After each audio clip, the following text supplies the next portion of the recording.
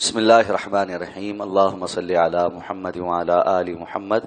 کما صلیت علی ابراہیم وعلی آل ابراہیم انک حمید مجید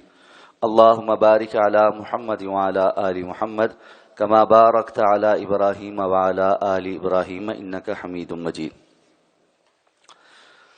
رسول اللہ صلی اللہ علیہ وسلم نے فرمایا کہ جو شخص اس بات سے خوف کھاتا ہو کہ رات اسے پریشان کرے گی، یعنی وہ لوگ جو رات کے وقت گھبراہٹ کا شکار ہو جاتے ہیں، اور بسا اوقات ایسی نوعیت ہوتی ہے کہ انسان الفاظ میں بیان نہیں کر پاتا اس گھبراہٹ کو کہ وہ کیا ہے، لیکن ایک اندیکھا سا خوف اور گھبراہٹ اور اندیشے بعض لوگوں کو جکڑ لیتے، یا حقیقی طور پر رات میں کوئی ڈر اور خوف بھی ہو، جیسے کوئی حملے کا اندیشہ ہو، کسی کے شر سے یقینی طور پر انسان پریشان ہو کہ یہ بندہ رات کو مجھے کوئی تکلیف پہنچانے کی کوشش کرے، تو آپ نے فرمایا کہ جو اس بات سے خوف کھاتا ہو کہ رات اسے پریشان کرے گی، یا مال خرچ کرنے سے بخل کرے۔ اللہ تعالیٰ نے لوگوں کی طبیعتیں بنائی ہیں، بعض لوگ بڑی خوش دلی کے ساتھ اللہ کے راستے میں خرچ کر دیتے، اور بعض جو ہے وہ اللہ کے راستے میں مشکل سے خرچ کرتے۔ اگر کسی کی طبیعت ایسی ہے کہ اسے پتہ ہے کہ اس میں یہ بیماری پائی جاتی ہے کہ اللہ کے راستے میں خرچ کرتے ہوئے اس کا ہاتھ صحیح طریقے سے کھلتا نہیں، یا پھر آپ نے فرمایا کہ وہ دشمن سے مقابلہ کرنے سے ڈرے، یعنی اللہ کے راستے میں اگر جہاد اور قتال کا وقت آ جائے تو وہ ڈرتا ہو، اور کوشش یہی ہو کہ جہاد قتال نہیں کرنا پڑے، تو اس بندے کو چاہیے کہ وہ اس قول کی کثرت کر دے، یعنی یہ الفاظ کثرت کے ساتھ ادا کرے، کیونکہ یہ اللہ کے نزدیک اللہ کے راستے میں سونے کا پہاڑ خرچ کرنے سے بھی زیادہ محبوب ہیں، اور یہ بڑے ہی آسان الفاظ ہیں۔ اور الفاظ کیا ہیں؟ سبحان اللہ و بحمدہ، سبحان اللہ و بحمدہ، اللہ کی ذات پاک ہے اور اس کی تعریف کے ساتھ۔ اور دوسری روایت میں تقریباً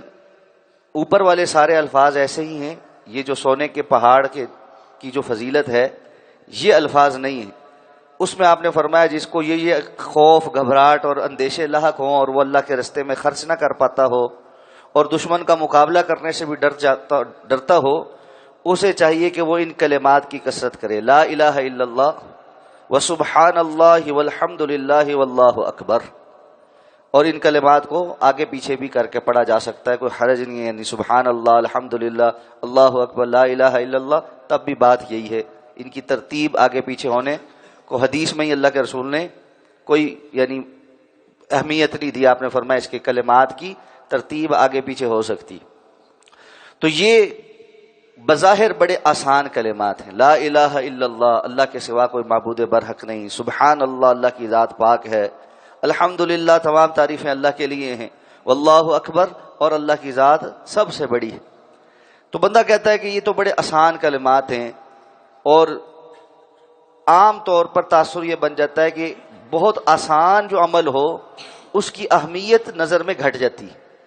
جبکہ ہم یہ نہیں دیکھ رہے ہوتے کہ ان کلمات کا جو معنی ہے، ان کے پیچھے جو انسان کا عقیدہ ہے، وہ اللہ کو کتنا محبوب ہے۔ سبحان اللہ و بحمدہ، یہ جو کلمات ہیں، حضرت نوح علیہ السلام نے اپنے بیٹے کو نصیحت کی تھی کہ یہ کلمات کہا کرو، بہا ترزق الخلائق، یہ ایک جملہ ایسا ہے اللہ تمام مخلوقات کو اس کی وجہ سے رزق دیتا ہے، تو اس لیے کثرت کے ساتھ آپ نے فرمایا وہ کثرت کرے ان کلمات کی۔ اب محدثین نے دو باتیں بیان کی، ان کلمات کی کثرت کی وجہ سے اللہ تعالیٰ اس کے یہ گھبراہٹیں اور اس کے دل کی یہ تنگی اور یہ جو بزدلی ہے یہ دور فرما دے اور وہ مضبوط انسان بن جائے۔ اور دوسرا یہ کہ جہاں وہ بعض نیکیوں میں کچھ کمی کا شکار ہوگا، ان کلمات کے اجر و ثواب کی وجہ سے وہ بیلنس قائم ہو جائے، یعنی جو نیکی وہ نہیں کر سکا ان کلمات کی کثرت کی وجہ سے وہ کر لے گا۔ اگر آپ اس کے ساتھ وہ حدیث جوڑ لیں کہ غریب صحابہ جو اللہ کے رسول کے پاس آئے تھے اور آ کر کہا کہ اللہ کے رسول، ہم سے تو امیر صاحب آگے نکل گئے، ہم نمازیں پڑھتے ہیں وہ بھی پڑھتے ہیں، روزے رکھتے ہیں وہ بھی روزے رکھتے ہیں، لیکن وہ اللہ کے راستے میں خرچ کرتے ہیں اور ہم خرچ نہیں کر پاتے۔ تو آپ نے ان کو اس خرچ کرنے کے مقابل جو وظیفہ بتایا تھا وہ نمازوں کے بعد 33 مرتبہ سبحان اللہ، 33 مرتبہ الحمدللہ اور 33 مرتبہ اللہ اکبر، یہ بتایا تھا۔ جب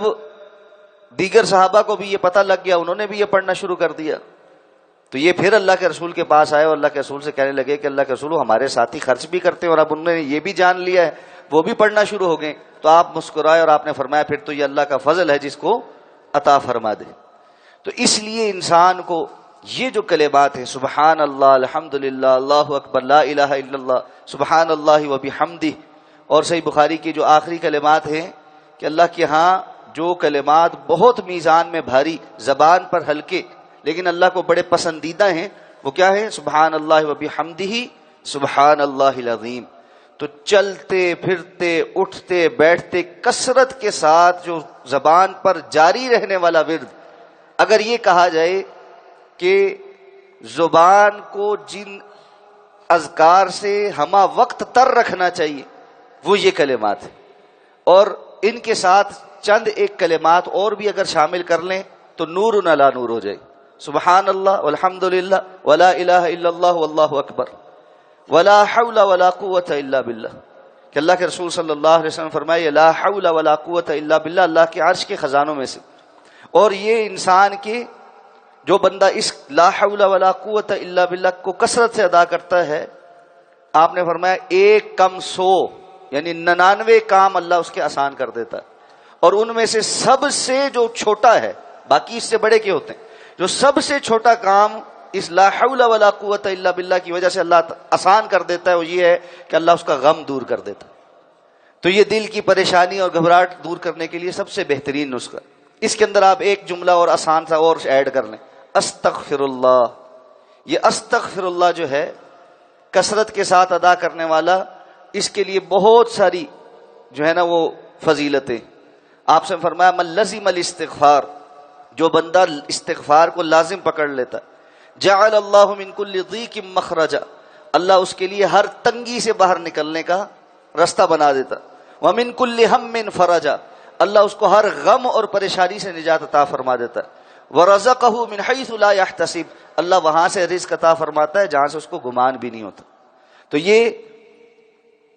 استغفر اللہ کا جملہ بھی اس یعنی ذکر میں، اس ورد میں ساتھ شامل کرنا، اور آخر میں درود اللہم صلی وسلم علی سیدنا محمد، یہ سب سے چھوٹے الفاظ ہیں، یا صلی اللہ علی محمد۔ یہ جو کلمات ہیں، یہ جو مجموعہ ہے، انسان اگر توجہ کے ساتھ اپنے اٹھتے بیٹھنے چلتے پھرتے کے اذکار میں اس کو اپنی زبان کا ورد بنا لے، خیر کے وہ راستے کھل جاتے ہیں کہ انسان کے وہم و گمان میں بھی نہیں ہوتا کہ اللہ تعالیٰ اس کے لیے ایسے آسانیاں پیدا کر دے۔ تو یہ کلمات اپنی عادت بنا لیں، اور اس طرح عادت بنا لیں، اتنا اس کو پکائیں کہ غیر ارادی طور پر بھی زبان انہی کلمات کو ادا کر رہی، تب جا کر انسان کو حقیقت میں ان اذکار کا اور ان اوراد کا بہت زیادہ فائدہ ہوتا ہے۔ تو ایک دفعہ دہرا لیتے ہیں، سبحان اللہ والحمد للہ ولا الہ الا اللہ واللہ اکبر ولا حول ولا قوت الا باللہ استغفر اللہ اللہم صلی وسلم علی سیدنا محمد سبحان اللہ و بحمدہ سبحان اللہ العظیم۔ اللہ میں عمل کرنے کی توفیق عطا فرمائے۔ سبحانک اللہم و بحمدک، نشہد ان لا الہ الا انت، نستغفرک۔